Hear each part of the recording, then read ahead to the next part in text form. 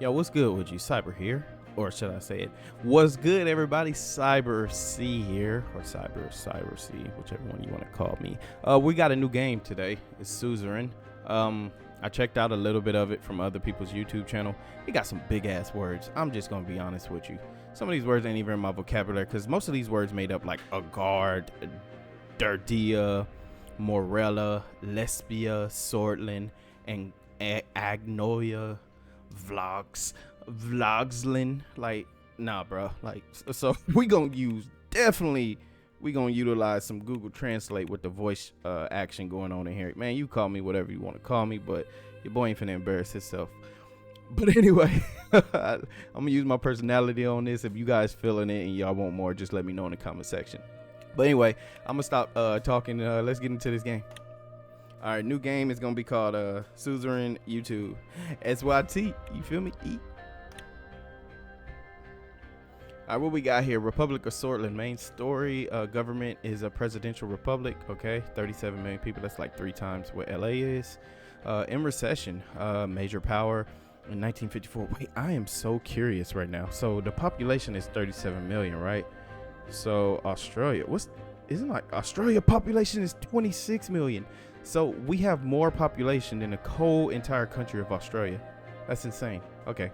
Anton Rayne has been elected the 4th president of Sordland amidst a deep recession, demands for reform and external pressures. Demands for reform and external pressures. I'm going to have to start reading like that, you know, because it put enthusiasm in this. What's this? Oh, I'm not. Oh yeah, this is the DLC that's coming. Yeah, I might actually cop that too if I'm feeling this one. But we just gonna see how this episode goes. Let me know how y'all feel. Anyway, let's start. You are my enslavement and my freedom. You are my flesh burning like a raw summer night. You are my country. Nazim Hikmet Ran. Yeah, that dude said that. I didn't say that. Anyway, 1908, Kingdom of Sordland. You opened your eyes to this world. You came from a wealthy family. Heck no, a middle-class income family in a city of Holsort? No, an impoverished family in the city of Dare. Facts. We starting from the bottom, now we here. Kingdom of Sordland. Your parents named you Anton. As the only child of a farmer, you spent your childhood among wheat fields. Life was not easy. You were too poor to afford a good education. The Rayne family was caring regardless of the economically dire situation. Your parents always did their best to support you. Thanks, Mom and Dad. Uh-oh, school bell's ringing. We late.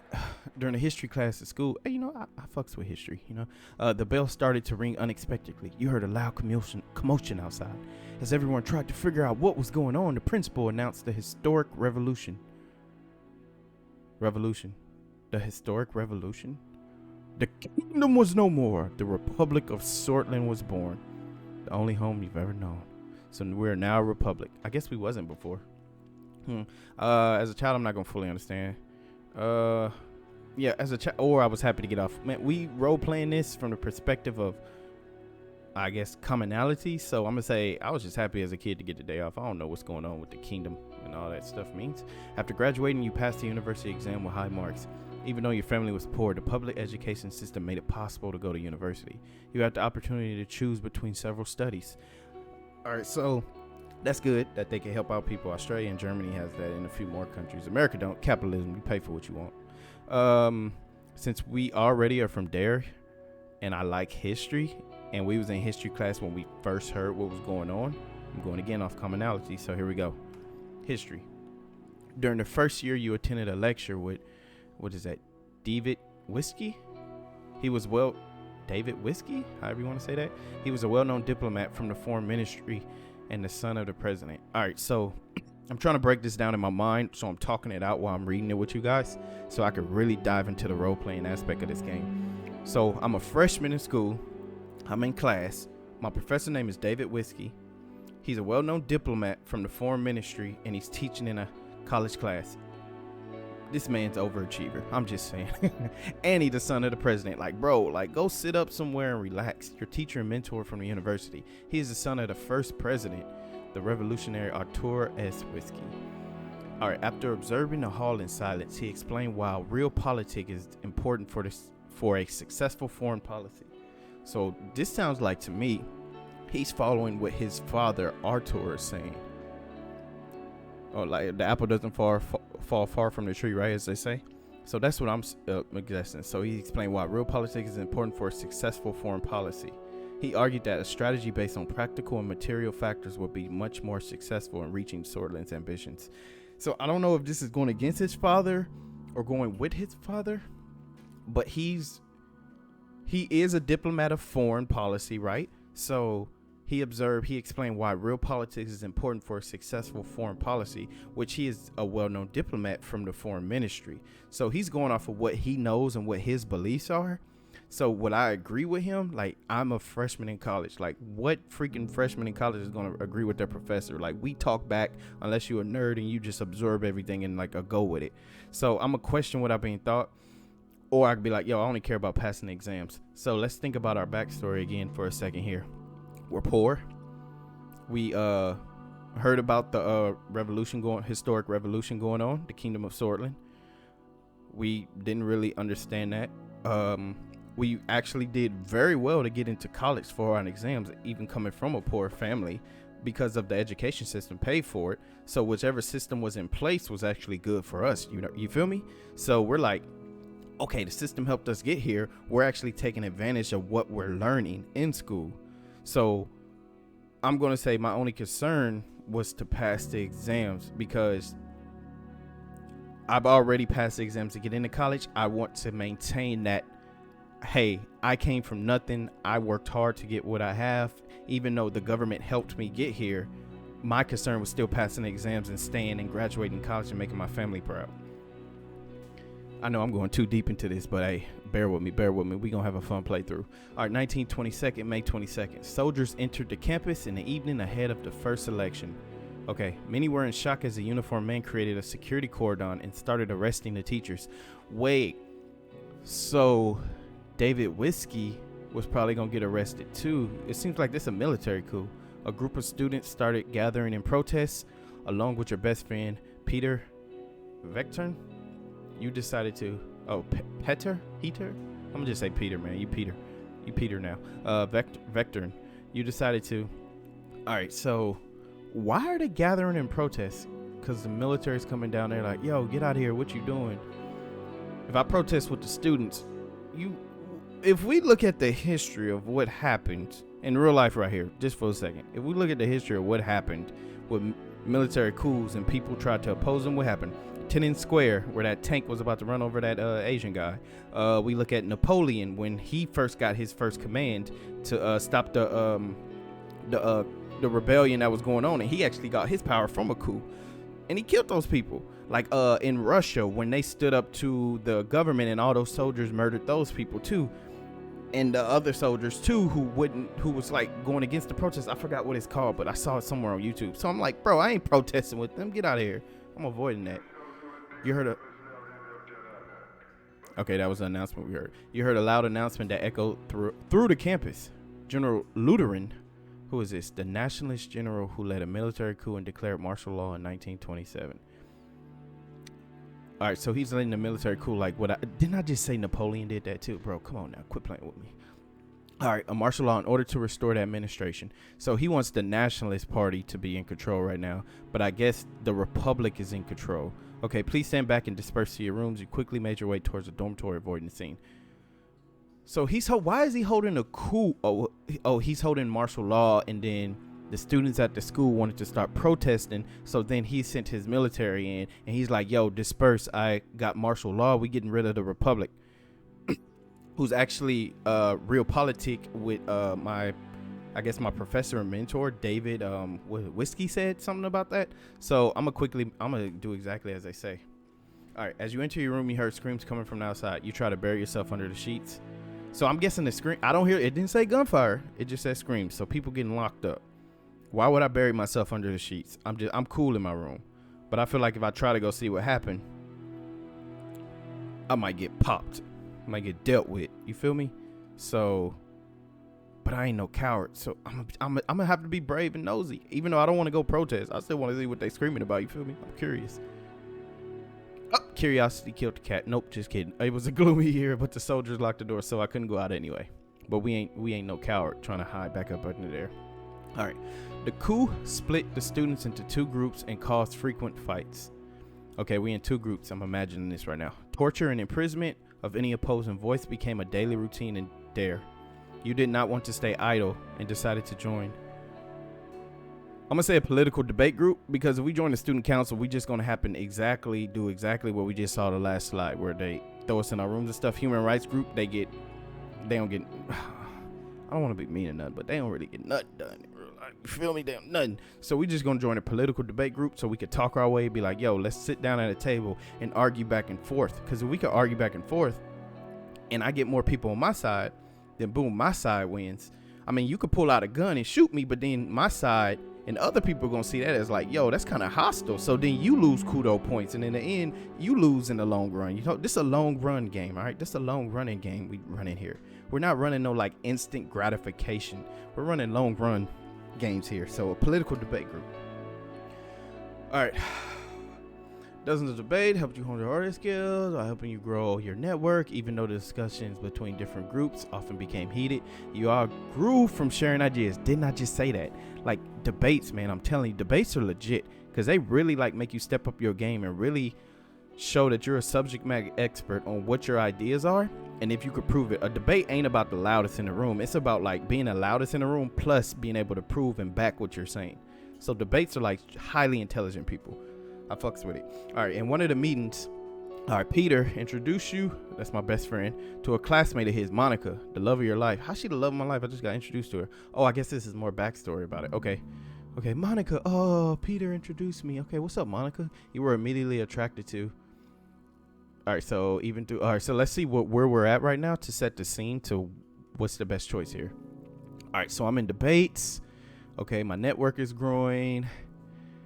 I grew from sharing ideas. Oh, so this is a debate meeting. So any woman at a debate meeting, this is just sexist right here. Your boy ain't sexist. You feel me? Her beauty. Come on. Obviously, she love my life, so she beautiful. So this is already a given. Her intelligence, because she's at a debate, maybe. Or her diligence, because she at a debate.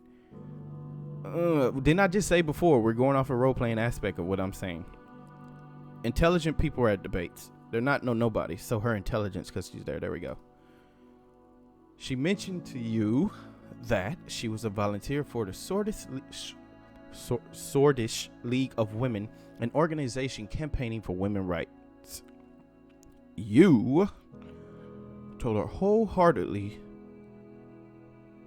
supported her cause. Weren't particularly interested in women's rights, but asked her to dinner nonetheless. Just like a loser here. You know what? I'm gonna support my woman in whatever she wants. You feel me? I support you. Women's rights, we all equal, right?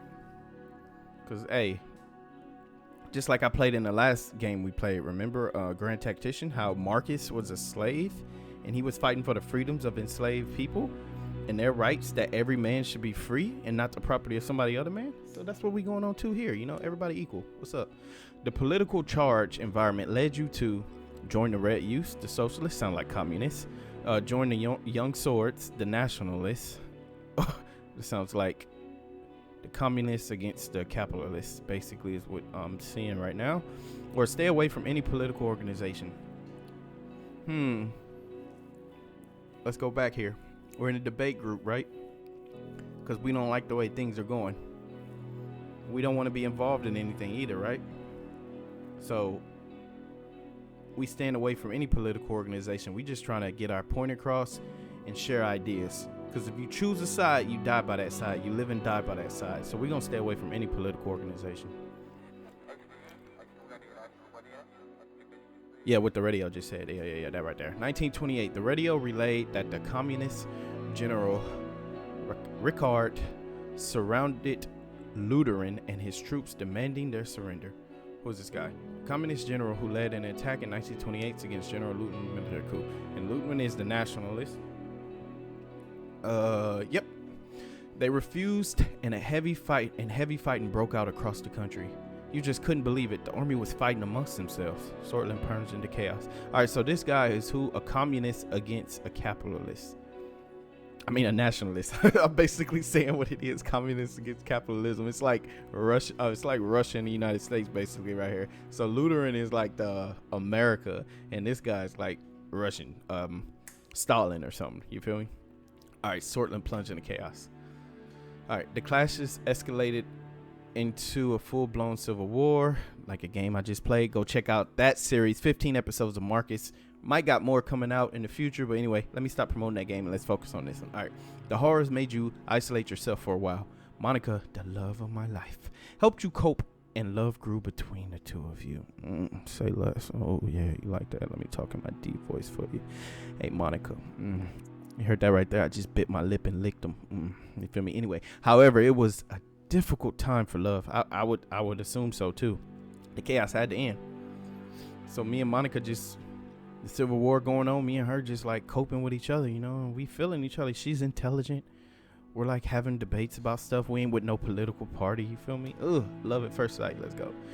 The charismatic Colonel Tarquin Sol, the president of Sordland and a famous colonel who reestablished the republic. All right, so we got 3 different parties here. So we have the Republic Party, where the Kingdom of Sordia was over, and the Kingdom Republic, I think, was the first one we read. So that was that. And then that General Lutheran came in and be like, nah, bro, we nationalists, right? And then I forgot the Russian guy name already, but I'm going to remember it later. So the Russian guy came in and be like, nah, communist, boom, right? So those two sides are fighting, communists against the nationalists. But the charismatic Colonel, Tarquin Sol, orchestrated a sudden attack on the capital where the Lutheranists, Ricardis, that guy, Ricky, that's what I'm calling him, Ricky and Lutheran.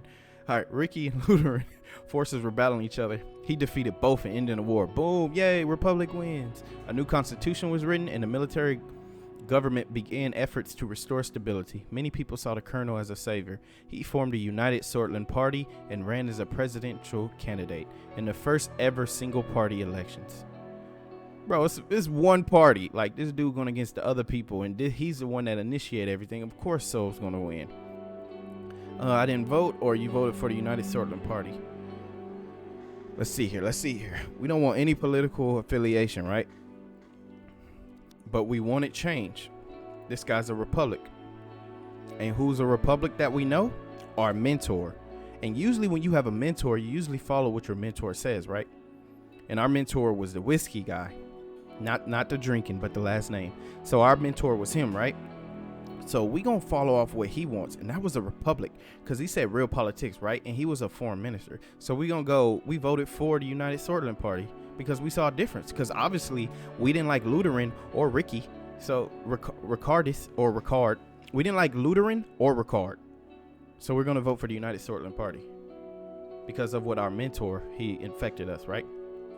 USP, established in 1929 by Colonel Tarquin Sol, the United Sordland Party. Okay, USP is United Sordland Party. Okay, USP won the election by a large majority. Wow, it's the only one. It's a single party. What do you mean? The military government announced a 4-year restoration period to transform the entirety civilian government. Okay, so get rid of the military, but you have them on the back burner in case for national defense. Okay. After graduation, you kept seeing Monica, the love of your life. Yeah, Monica, you're the love of my life. All right, let me stop. All right, you were both interested in marrying and starting a family. However, a letter arrived from the military calling you to fulfill your compulsory service. Sounds like I'm in South Korea right now. Just saying. It was time to serve your national duty. All right, 1930. Bergia region. A devastating civil war broke out in the neighboring county. Welland? It quickly turned into a proxy war between regional and world powers. Why does this sound like the war in Ukraine right now? A proxy war between regional and world powers. It's like NATO and the world against Russia, basically. I'm going to stop bringing politics into this, but we playing a political simulator, so shut up and get with it. You feel me? But basically, that's what it sounds like. The distinguished major, Luslif Lancia, I'm going to call him Low.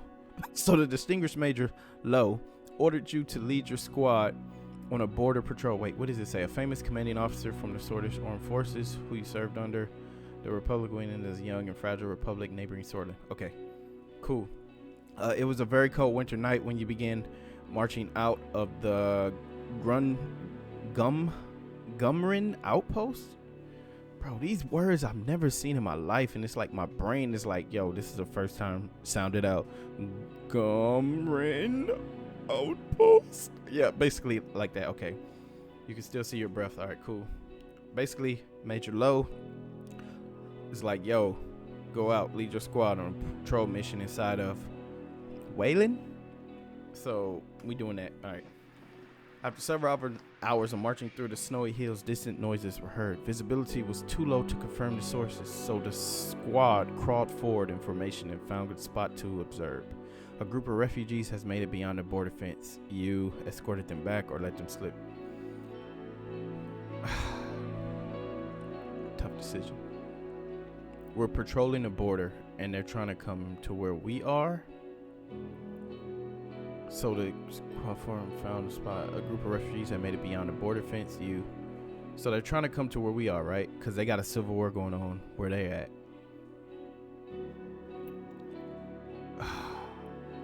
That's tough.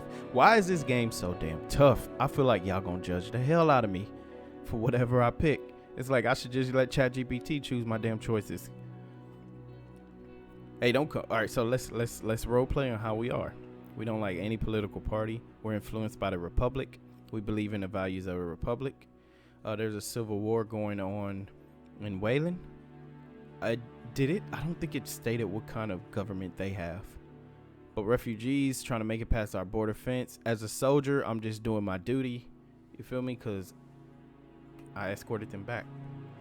The refugees were in despair when you realized that you were taking them back to the border. Screams and protests ensued as they were restrained. You delivered them to the border guards. After several months of military service, your duties ended and you went back to civilian life. I was only doing what I was told. Oh my God, I sound like what happened in World War II and the Berlin war trials, the Nazi war trials. Oh, it was only orders. Fuck, I feel bad now. Damn, this game's bringing out the worst in me. I don't know if I can keep playing this.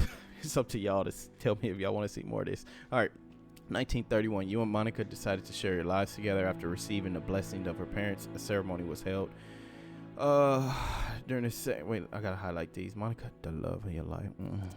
Tell me, Monica. All right, let me stop. All right, the capital of the Republic of Sordland. Oh, so the capital. So we were held in the capital. Whole sort. During the same year, you were offered a high-paying job within the government, a USP. Facts, you feel me? I'm a USP member. Okay.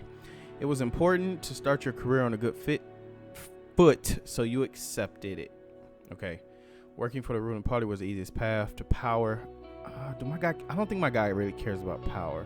The financial capabilities too great to pass up. It was the best opportunity to change the country for the better. So if we go back to my history, all I cared about was school. My mentor was starting to rub off on me about politics, right? I became a soldier. I did what my country wanted me to do, defending my country. Me and my wife want a family, so this could be a good one.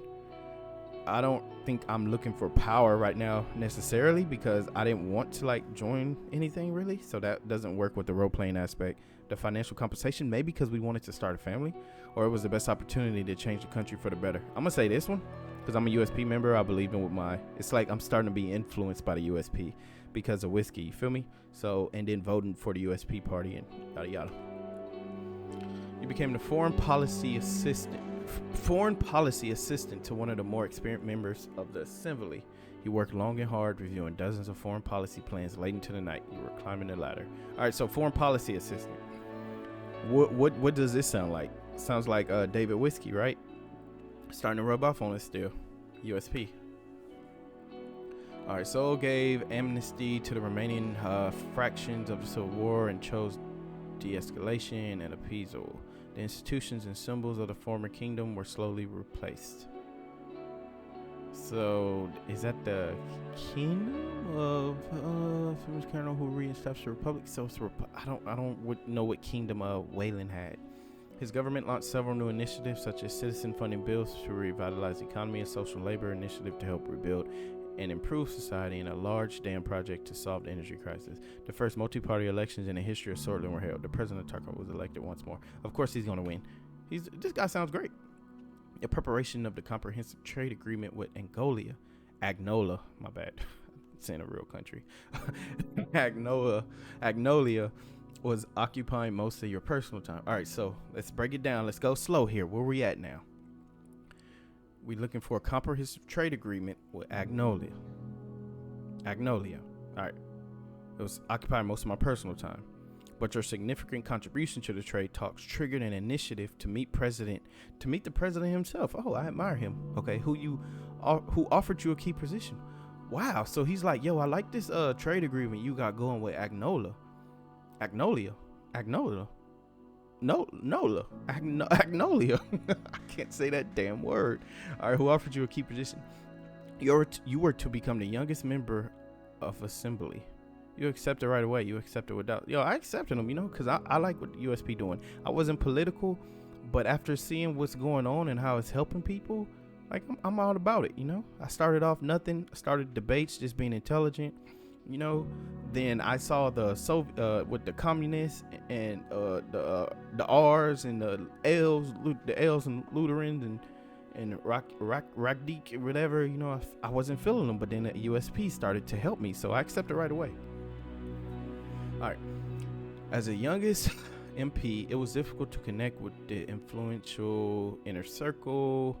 You needed allies, so you brought Peter as your right-hand man. So that's my friend. Okay. The birth of your son, Frank, provided a brief moment of joy and relief. Okay, so my son was born in 1938. You sacrificed work, spend time with your family, sacrificed family to improve your position in the party. This ain't about me. Obviously, I like what the party doing, but nowhere has it ever showed that I put like family before anything. Yeah, I was like a poor family and came up, but that just means like family means everything to me, right? So sacrifice work to spend time with your family. During your absence, Peter found trustworthy contacts and strengthened your position in the party. So good job, Peter, man. He helping me out. At the same time, President Zoll increased his authority over the years. His growing ego started to cause strife within USP. Oh, shit. What he doing now? The cracks started to begin to show. Uh-oh. What's going on? He becoming a dictator. Barely secured majority in the election against the opposing leader. Over the next years, the Sordland people grew increasingly discontent with the corruption and the worsening quality of life. Meanwhile, calls for a united Sordland Party Congress became louder as the leadership struggle started to brew. Governor party, he established it, and now he's starting to sound like he's become a dictator and stopping to care about. I don't think I'm a supporter, man, because I'm starting to see that too, and I care about my family and their well-being, and I may have been blindly when I was young leading the USP, but now that I'm a family man and I care about my family and I'm an intellectual, which means I can think for myself, I'm starting to see the cracks, so I ain't gonna follow it. So I joined the internal opposition. Dang, I switched sides like that, or I watch from the sidelines. Let's go back role playing. Did I watch from the sidelines most of the time when I didn't have to vote? Yes. So we're gonna watch from the sidelines. The contender for your party leadership was Alfonso, a reformist and talented business magnate with a growing follower base within the party. Let's see what he is. A reformist businessman who became the leader of the reformist wing. All right, so it's still the USP, but it's a reformist wing. So it's like being your party or being far left or being far right of your party. Okay, cool. So he's a reformist wing of the USP. Got it. Meanwhile, in a desperate effort to secure votes before the Congress, President Zoll was meeting party members one by one. Okay, what do you want? He's trying to get his party because he's scared of this Alfonso guy, I'm guessing. The president offered you the position of Minister of Foreign Affairs and Trade in the next government if you backed him in the upcoming vote. Bro, you becoming a dictator, though, so I don't know that. And I worked my way to get this without taking bribes. This is like a bribe, so I'm going to reject that, bro. 1946, August, a time of change. The Congress was nothing short of impressive. The banners of the USP were decorating every possible spot. Thousands of influential political figures, lobbyists, and benefactors gathered for this turning point. The voting for the party leadership began. I voted for him. Obviously, I'm not going against him because he's been a dictator, so I'm starting to feel this guy. The efforts bore fruit, and the contentious leadership was voted. Okay, so he won during the Congress. So announced he would retire from politics at the end of his term and appointed Alfonso as vice president. Wait, what? Vote was won. So he won the leadership vote, but he announced he would retire from politics at the end of his term. and appointed Afonso as vice president. Oh, so he's vice president of. So okay, you knew the structure had established was to stay. The country had become increasingly authoritarian. You were happy he was finally leaving. Were troubled by the departure. Didn't care about who was in charge. I was happy he was leaving because he become a dictator. We don't want that because I saw that growing up in school. I don't like 1946. A month later, your daughter was born. Monica named her Dina. She motivated you during a tumultuous period in the party as a VP of the leader of the USP. Afonso began dismantling the old organization structure established by USP, such as the State Educators Corps and the sort of state corporation bills. The general elections were approaching. The United Sordland Party was under new leadership. You joined the party effort and campaigned for him. Did your best not to help him. Wait, so he's dismantling the old organization and structure established? What the hell is he doing? I mean,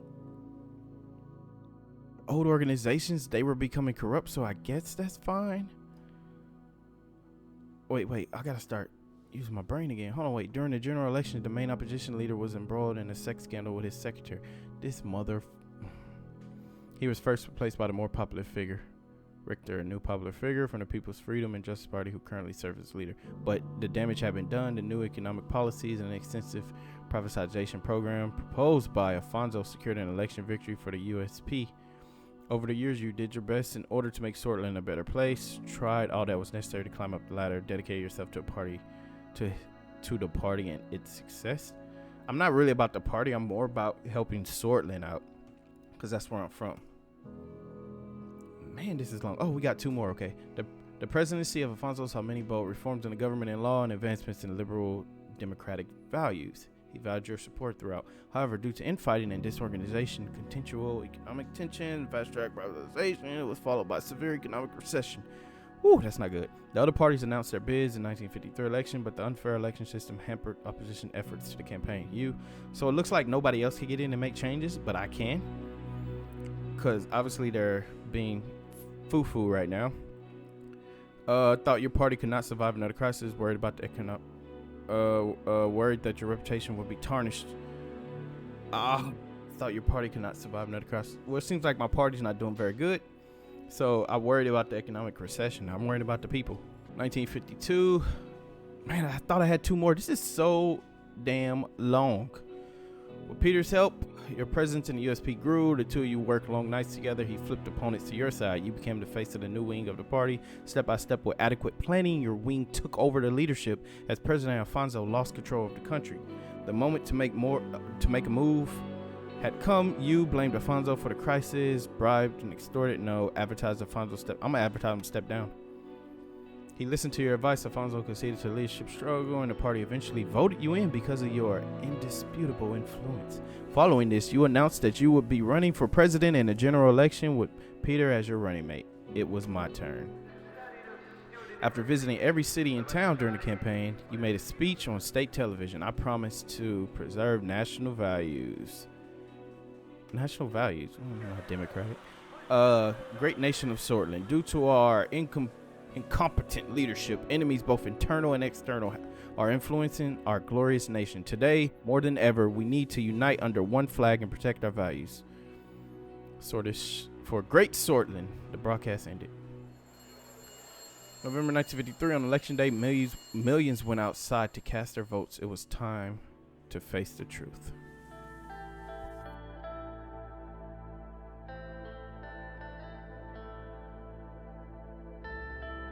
And we have to design our guys, so let's design them. I think I'm gonna go with this guy right here. You know, he looks like he's been aged, like fine wine. You know, he's seen some things with the wrinkles around his eyes. He's a military guy. He got the typical white guy look.